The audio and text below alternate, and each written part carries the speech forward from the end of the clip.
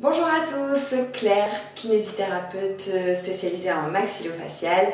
Aujourd'hui, nous allons parler des moyens pour moucher le nez.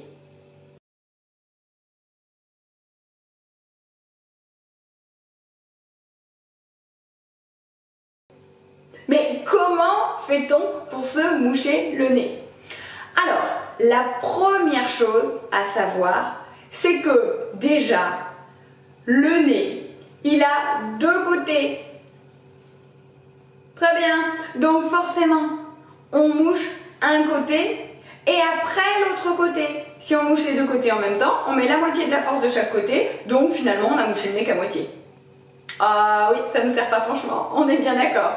Le but du jeu, c'est de moucher à fond un côté et ensuite à fond l'autre côté. Petit mouchoir pour les enfants. On met le doigt sur le nez d'un côté et l'autre main sur la joue. Si les enfants ont du mal parce qu'ils sont petits, mettez leurs mains, mais mettez les vôtres dessus, ça les aidera. Et là, on mouche très fort. Quand on a fini et qu'il n'y a plus rien qui sort, on essuie le nez et on fait la même chose de l'autre côté. On bouche le nez et on met la main sur la joue et on souffle très fort. Et là, on a déjà mouché son nez. Oui, vous allez me dire, mais moi, j'ai beau faire ça, je sens bien que mon nez il est bouché et quand je souffle, il n'y a rien qui sort. Oui, comme beaucoup de gens. C'est simplement parce que ce n'est pas votre nez qui est bouché. C'est le chemin de derrière. Vous savez, ce dont on a parlé tout à l'heure, les sinus et le chemin de randonnée qui est à l'arrière, lui, il est bien bouché. Et lui, dans nos sociétés, on n'apprend pas à le nettoyer. Alors si, un petit peu chez le nourrisson, quand on demande aux mamans de mettre la tête sur le côté, de mettre un petit peu de sérum physiologique dans la narine du dessus pour qu'ensuite, en passant dans les sinus, ça redescende dans la narine du bas. Ah bah oui. Le problème, c'est qu'on a vu tout à l'heure que les sinus du petit sont tout petits et que les sinus, plus on grandit, plus ils sont grands. Donc si on veut faire la même chose pour un adulte, ce qui se fait beaucoup dans les pays asiatiques, il faut une grande bonbonne qui contient à peu près 1 litre et demi d'eau salée pour compenser la petite pipette de sérum physiologique qu'on met chez les nourrissons. Et là, tête sur le côté et on y va. 1 litre et demi d'eau salée tous les jours dans le nez, vous vous sentez, vous? Si vous vous sentez, c'est génial. Ça va vous permettre un super nettoyage du nez. Je comprends bien qu'il y en a certains qui vont me dire « Ouais, bon, elle est gentille, elle, hein, mais moi, je vais pas faire ça tous les jours. » Ok, très bien, je comprends. À ce moment-là, on va pouvoir nettoyer avec du spray nasal ou du sérum physiologique.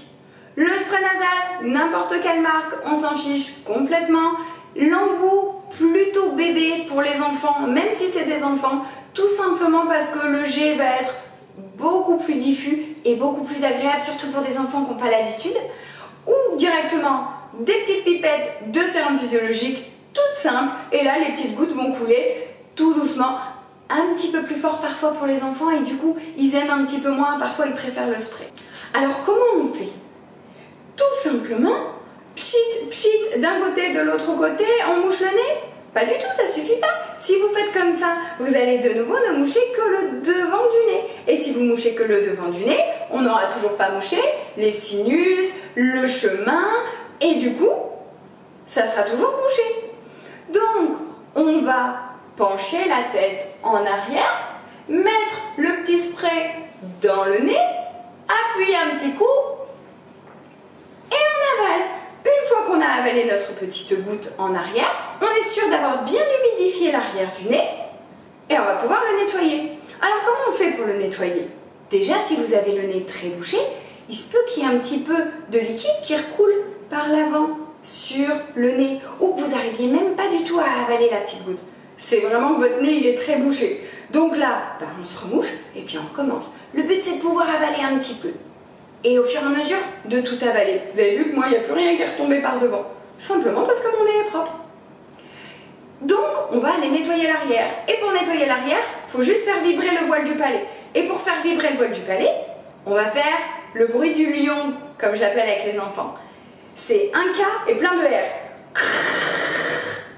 Et ça vibre sur le palais. Pas dans la gorge, hein. Ça c'est le chat, ça marche pas, hein. C'est un R, hein, pour bien faire vibrer le voile du palais. Ça, 2-3 fois.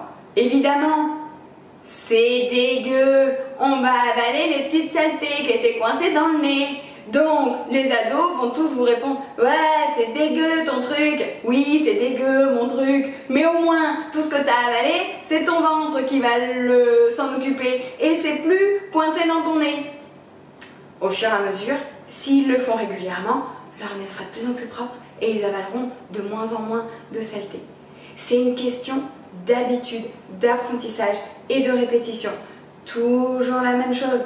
On n'a pas de baguette magique. On va simplement apprendre, répéter et automatiser le geste pour que ça soit quelque chose de facile et que le nez soit propre tout le temps.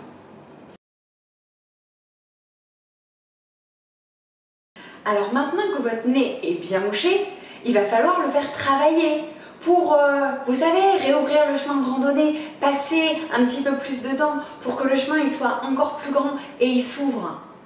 Pour ça, on a des petits exercices possibles dès le plus jeune âge. Le premier petit exercice, j'appelle ça l'exercice de la montagne. On est plusieurs à l'appeler comme ça. Simplement, vous imaginez que le nez, c'est une petite montagne et qu'on va faire passer l'air au sommet de la montagne et le faire descendre de l'autre côté de la montagne. Puis après, on échange. Donc on bouche le nez d'un côté, la bouche elle est fermée. Pour les plus petits, il ne faut pas hésiter à leur mettre quelque chose entre les lèvres pour qu'ils puissent garder justement la bouche bien fermée et travailler uniquement avec leur nez. Alors ça peut être un petit bâton de glace par exemple, ou même une pièce de monnaie si vous l'avez bien nettoyée avant. Et on va juste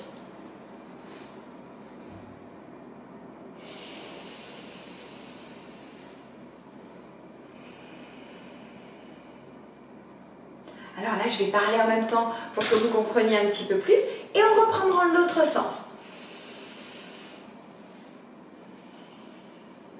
Et on réenchaîne. Et on le fait une dizaine de fois. Petit rappel, les enfants, ils fonctionnent par mimétisme. Et oui, donc faites-le avec eux. Ça vous fera du bien, ça leur fera du bien, ça fera du bien à tout le monde. Ensuite, autre petit exercice qui peut être mis en place, c'est un exercice qui a été créé par un Québécois, Canadien, je ne sais jamais. C'est la cohérence cardiaque.